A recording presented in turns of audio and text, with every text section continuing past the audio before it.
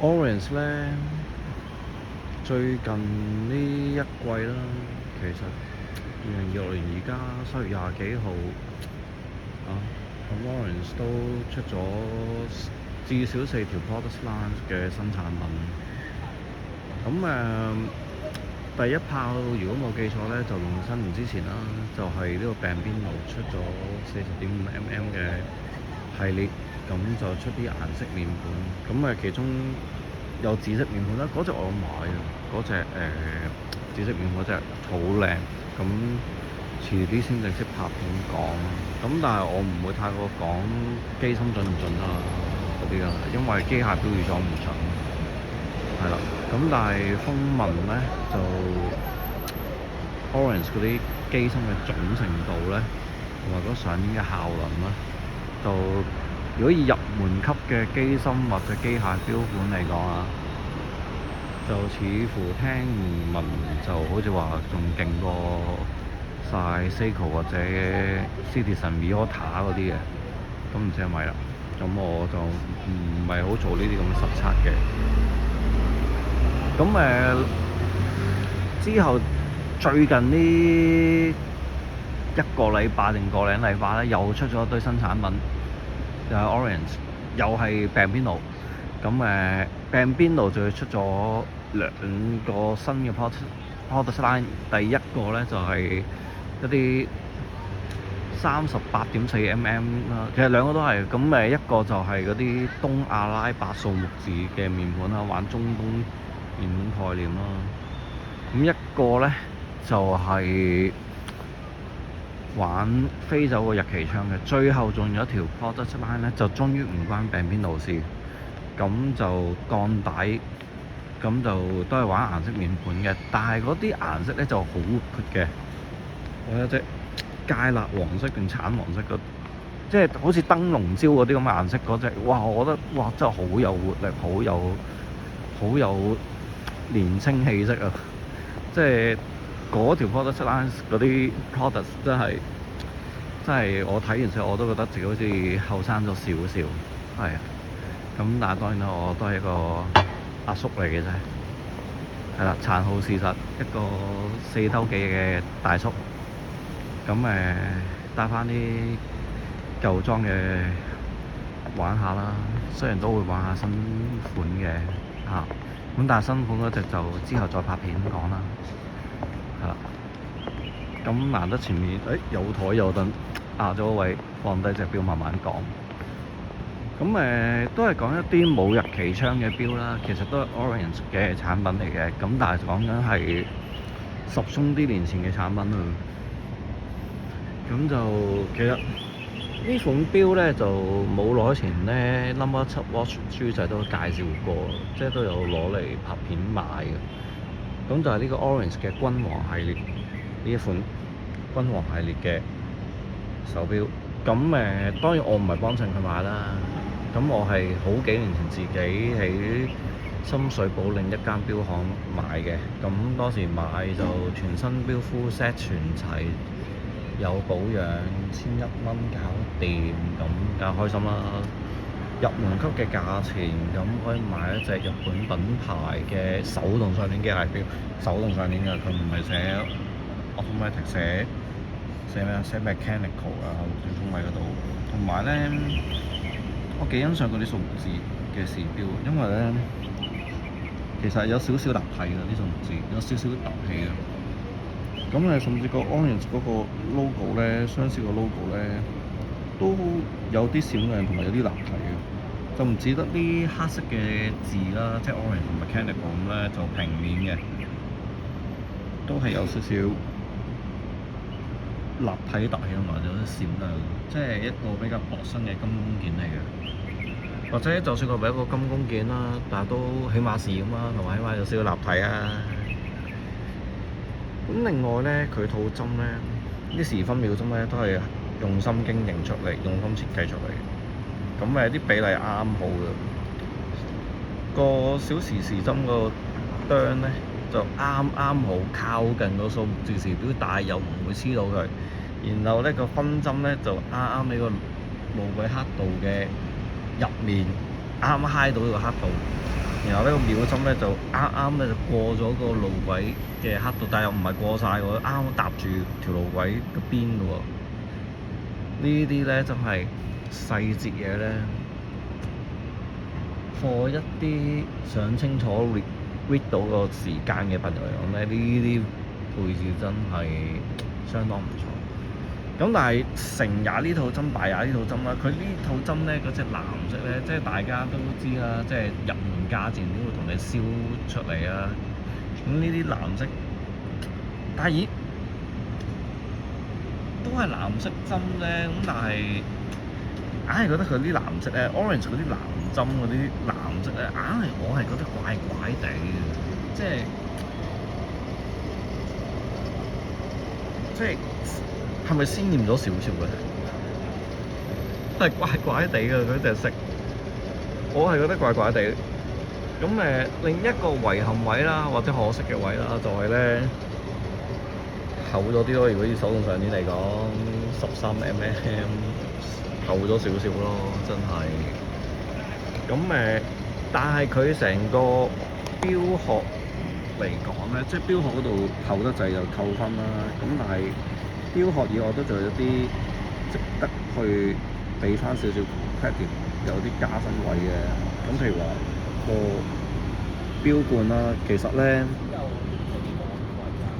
手指夾落去咧就啱啱好嘅，同埋咧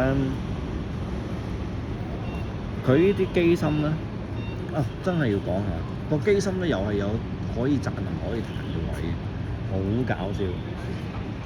咁點解可以賺可以彈咧？就咁呢副機芯就係嗰個機芯嗱，呢個就係佢嗰副機芯啦。咁佢魚鱗紋打磨啦，膠紙其實未搣走嘅。通常啲錶咧黐到膠紙嗰啲咧，我盡量保留嗰個膠紙。當時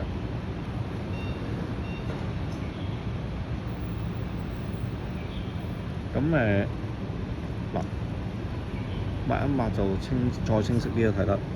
咁佢就係一款手動上嘅機芯咯，大家睇到係冇自動擺火嘅。咁就400C40 21石。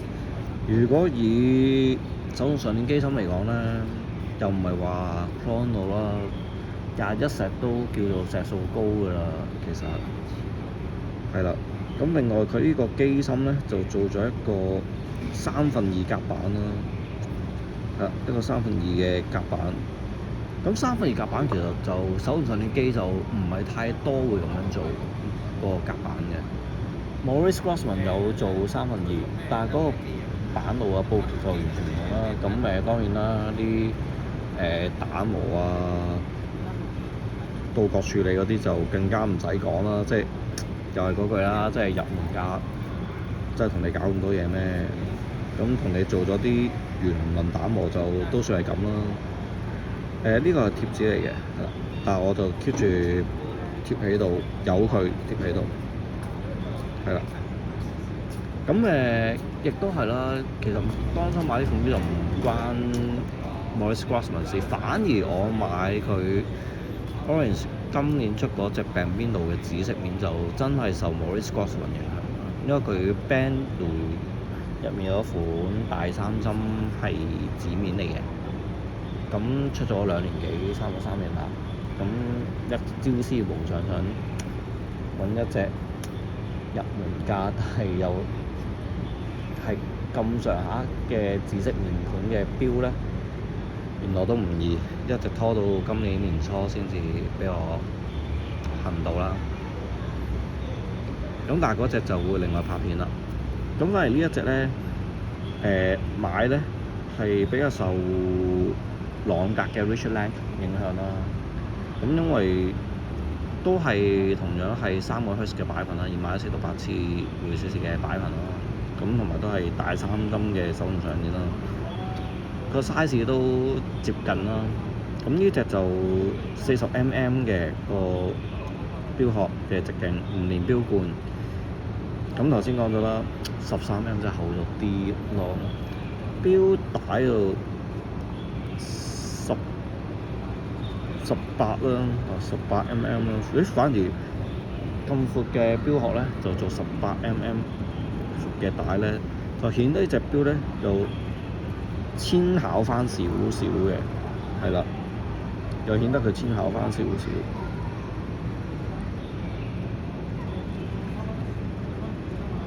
咁但係厚就厚啦，所以都要少少扣分。咁佢呢個機芯都有讚有彈啦，喺我嘅立場嚟講，因為咧讚嘅位係咩咧？對一啲初玩手動上鏈機芯嘅朋友嚟講啦，即係可能帶慣到 automatic 嘅，咁習慣會手動上鏈埋個 automatic，甚至上亦都唔驚上爆鏈嘅朋友嚟講咧，咁呢隻機芯易適應嘅，因為佢嗱，其實佢係40個小時 indicator 咧上滿鏈嘅，但係你 keep 住繼續上咧係唔驚上爆鏈，因為佢係用自動機芯改出嚟嘅，即係基本上係攞走咗個自動擺圖模組嘅啫。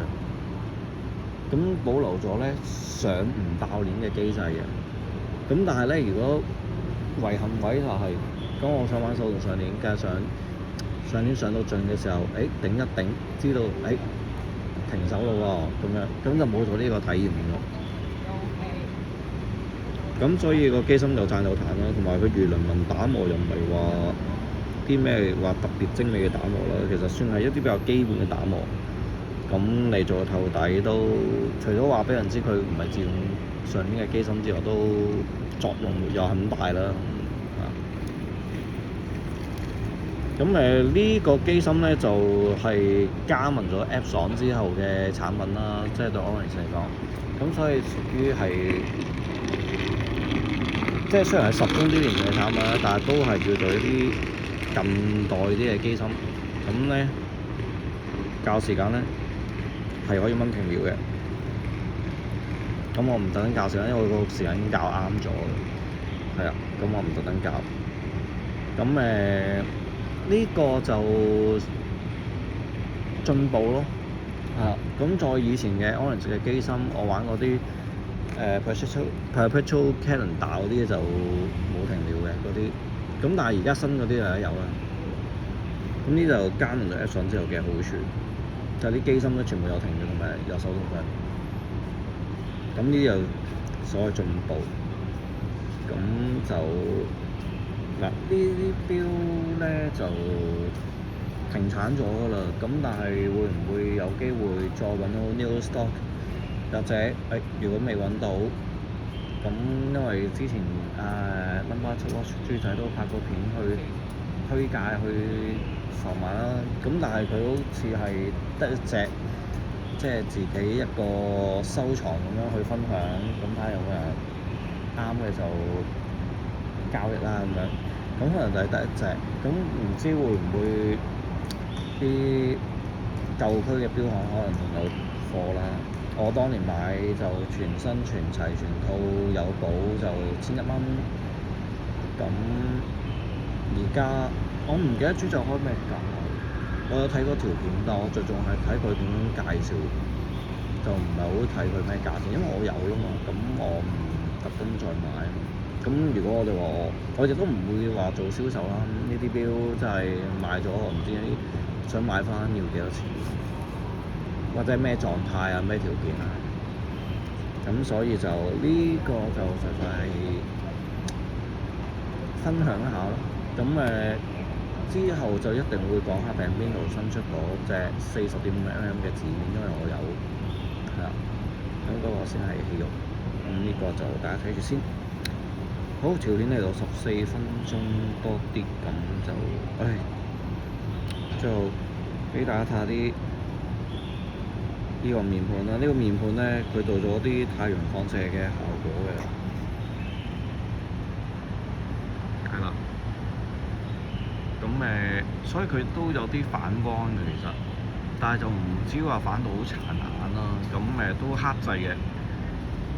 有樣經歷啦，都係同呢隻錶有關嘅，就係我試過行山行夜咗啦。咁好彩嗰陣時係農曆嘅15號，咁大個月光啦。我唔記得係咪真係15號，就係15號前後啲日子其實都差唔多 full moon 啦。咁大個月光喺頭殼頂啦，咁就雖然呢隻錶本身就冇夜光功能啦，咁但係因為佢個面盤嘅關係啦。即係一個有太陽放射效果嘅面盤。咁啲月光咧打落去嘅時候咧，都仲係可以清晰睇到時間嘅，係啊。咁呢個就一個呢啲咁嘅會反光嘅面盤嘅一啲隱藏嘅用法啦。咁但係都係嗰句啦，真係行山嘅，帶翻隻有夜光、防水勁啲嘅運動錶。咁呢啲斯文款嘅錶，佢叻極都係15，唔係叻極都50米防水，唔係15米啊，50米，係啦，50米防水。咁斯文款錶50米防水都算好好啦。咁但係即係如果你問我，真係去行山最好帶隻 at least 100米防水嘅。咁只不過咁啱嗰陣時行山就夜咗翻落去，咁但係又近住 full moon 嗰啲日子，就可以俾我用月光嚟到射落去個面盤嚟到睇時間。咁呢啲即係叫好彩咯。咁但係係咪成日都咁好彩咧？就唔係嘅。咁所以記住，行山注重安全，行山帶翻隻有夜光嘅 typical 啲嘅運動錶。咁 Orange 都運動錶都好多選擇嘅，係啦。咁大家自己再睇下有冇啱啦。甚至乎佢嘅大佬品牌精工都有啲行山系列嘅機械運動錶，都好多選擇。咁都唔係賣廣告嘅，都講事實啫。咁攞嚟行山或者以越野啊、郊遊為主題、遠足為主題嘅機械錶大把啦，行尾度都有啦。咁大家睇下自己睇啱邊啲，有 budget嘅咪買咯，有需要咪買咯。咁好，下次講病邊度係咁17分鐘啦，拜拜。我係 Gabriel，可以叫我隔離嘅時間，下次再拍片講錶，拜拜。